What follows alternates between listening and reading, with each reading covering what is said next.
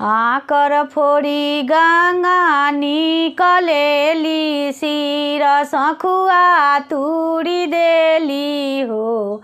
ए गंगा मैया राउर पनिया बहेला छाछा कालावा तयब गंगा शरण धइलु हो। ए गंगा मैया राउर पनिया बहेला छाछा कालावा तयब गंगा शरण धइलु हो।